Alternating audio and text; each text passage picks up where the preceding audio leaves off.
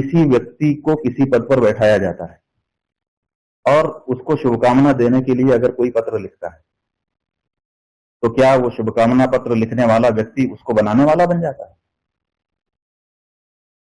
प्रियंका गांधी वाड्रा ने क्या हमको शंकराचार्य बनाया? ये तो राज्यपाल थी उस समय, अभी भी आनंदीबेन तो अभी भी राज्यपाल है। तो प्रियंका गांधी वाड्रा पत्र लिखती है, उसके पास हैसियत क्या है? नमस्कार, स्वागत है आपका द न्यूज पर। मैं हूं आपके साथ शिप्रा सैनी। कांग्रेस नेता राहुल गांधी और प्रियंका गांधी वाड्रा की कठपुतली हैं ज्योतिर्मठ के शंकराचार्य अविमुक्तेश्वरानंद सरस्वती। दरअसल गोविंदानंद सरस्वती महाराज के इस खुलासे के बाद अब अविमुक्तेश्वरानंद सरस्वती का बयान सामने आया है और उन्होंने एएनआई को जो इंटरव्यू दिया है उसमें तमाम वो सवाल उनसे पूछे गए हैं जो आरोप उन पर गोविंदानंद सरस्वती की ओर से लगाए गए हैं। दरअसल इन आरोपों पर अविमुक्तेश्वरानंद सरस्वती ने कहा है कि इसका फैसला कौन करेगा कि हम शंकराचार्य हैं या नहीं, ये सवाल उनकी तरफ से किया गया। लेकिन इसी के साथ जो प्रियंका गांधी वाड्रा ने उन्हें एक लेटर लिखा, उस पर ये पूरी बवाल जो है देखने को मिल रहा है और इसको लेकर उन्हें कहा कि किसी व्यक्ति को अगर किसी पद पर बैठाया जाता है और उसको शुभकामना देने के लिए कोई लेटर लिखता है तो क्या वो शुभकामना देने वाला व्यक्ति उसको बनाने वाला बन जाता है? इतना ही नहीं, शंकराचार्य ने तो ये भी कह दिया कि क्या प्रियंका गांधी वाड्रा ने हमको शंकराचार्य बनाया है। और इतना ही नहीं, प्रियंका गांधी वाड्रा लिखती हैं उनके पास क्या हैसियत है, ये तमाम तरह की बातें जो है वो अविमुक्तेश्वरानंद सरस्वती की ओर से कही गई हैं। इतना ही नहीं, जिस तरीके से गोविंदानंद सरस्वती ने ये तमाम बयान दिए थे, ये तमाम बड़े आरोप अविमुक्तेश्वरानंद सरस्वती पर लगाए थे, उनके बाद उन्होंने कहा कि जब शंकराचार्य के तौर पर हमारा अभिषेक हुआ था तो हम मध्य प्रदेश में थे।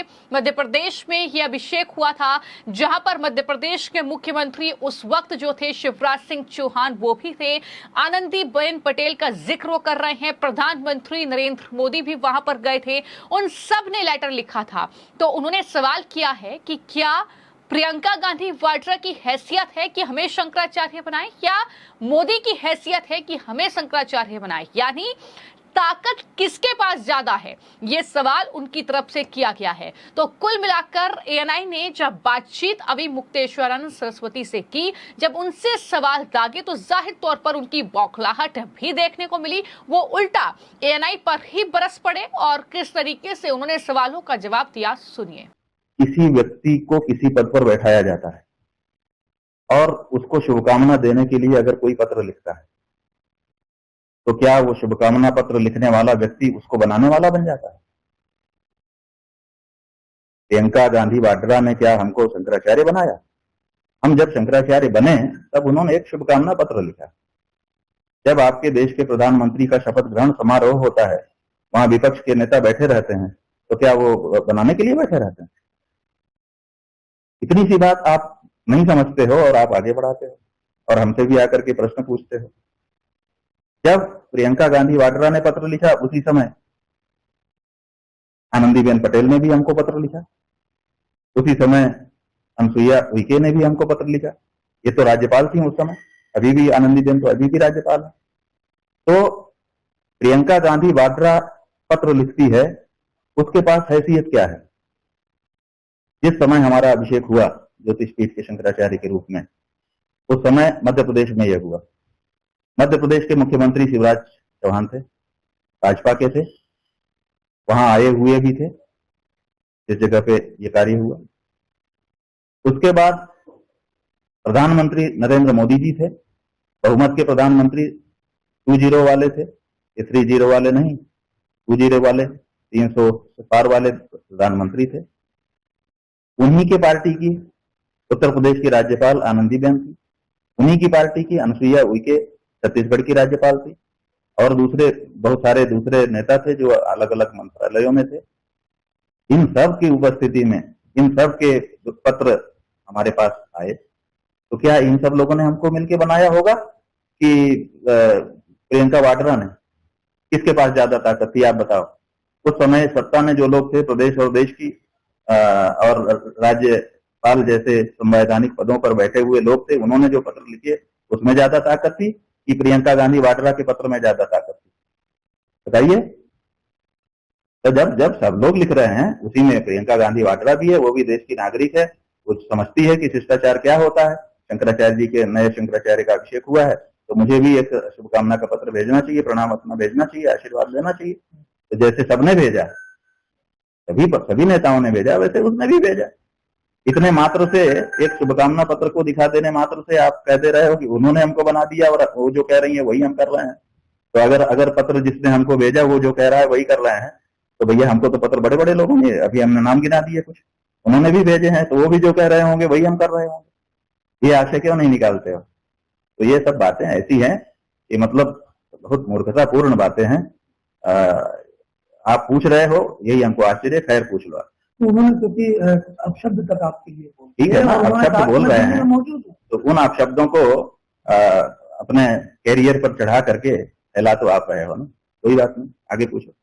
तो उनका साफ तौर पर यह कहना है कि शंकराचार्य के तौर पर जब हमारा अभिषेक हुआ तो हमें लेटर लिखे गए। न सिर्फ प्रियंका गांधी वाड्रा ने शिष्टाचार के तौर पर हमें ये लेटर लिखा, बल्कि प्रधानमंत्री नरेंद्र मोदी, शिवराज सिंह चौहान, आनंदीबेन पटेल और कई नामों का जिक्र उन्होंने किया और पूछा कि किसने हमको शंकराचार्य बनाया होगा, किसके पास उस वक्त ज्यादा ताकत होगी, ये सवाल पूछा है उन्होंने। लेकिन इसी के साथ जब बजट को लेकर अभी मुक्तेश्वरानंद सरस्वती से सवाल किया गया, तो बजट को लेकर भी वो मोदी सरकार पर एक बार फिर से बरसे और उन्होंने कहा कि लाचार सरकार जिसके पास ज्यादा नंबर नहीं होते हैं, दरअसल उनको गठबंधन की जरूरत होती है। वो अन्य पार्टियों से गठबंधन करती है और गठबंधन हमेशा सौदेबाजी से ही होते हैं।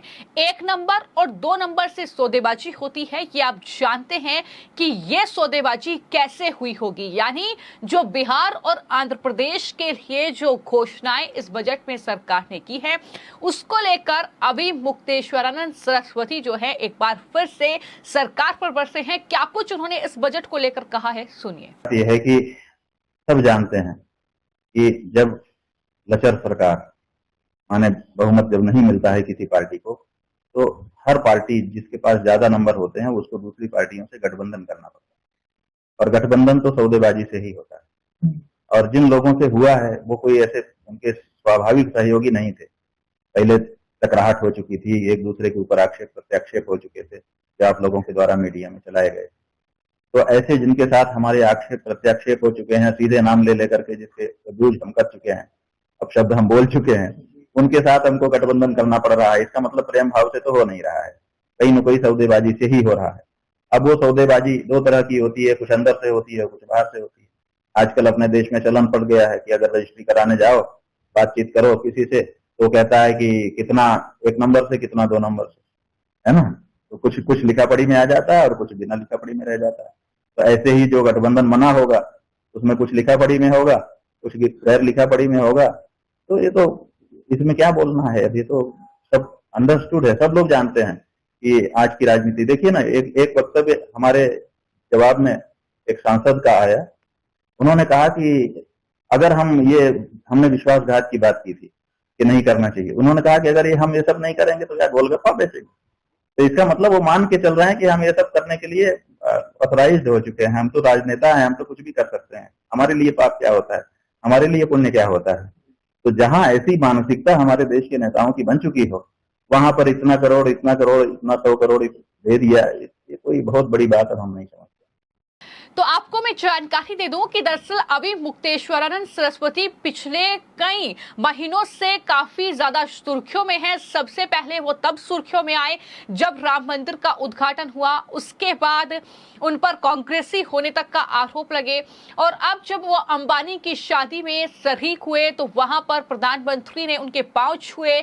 उसके बाद उन्होंने उद्धव ठाकरे से मुलाकात की अभी मुक्तेश्वरानंद सरस्वती ने, और मीडिया में उन्होंने जो बयान दिया, जिस तरीके से ये कहा कि उद्धव ठाकरे के साथ धोखा हुआ है, ये तमाम बातें कहते हुए उन्होंने सरकार पर हमला बोला। लेकिन उसके बाद जब गोविंदानंद सरस्वती ने बाकायदा प्रेस कॉन्फ्रेंस की और प्रेस कॉन्फ्रेंस में शंकराचार्य को उन्होंने झूठा करार दिया, धोखेबाज बताया और कांग्रेस का खिलौना बताया, तो उसके बाद ये आरोप प्रत्यारोप का दौर शुरू हुआ है।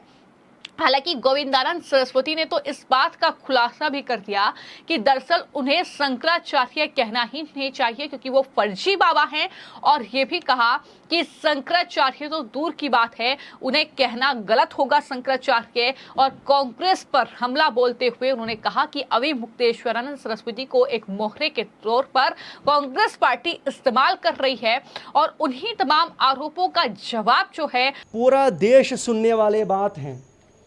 यदि हमारे ऊपर हमला कर दिया तो मेरे प्राण चले गए तो कोई परवाह नहीं है, धर्म को खड़े करने वाले पूरा दुनिया सुन ले, कांग्रेस पार्टी वाले सुन ले, बीजेपी पार्टी वाले सुन ले, सारे मुख्यमंत्री लोग सुन ले, प्रधानमंत्री जी सुनिए, होम मिनिस्टर सुनिए, पुष्कर सिंह धामी सुनिए, उत्तर प्रदेश मुख्यमंत्री सुनिए, मध्य प्रदेश मुख्यमंत्री सुनिए, कौन अविमुक्तेश्वरानंद को सपोर्ट कर रही हैं। एक डॉक्यूमेंट पर्याप्त है, पूरा इसका पूरा कॉपी उतर जाएगा।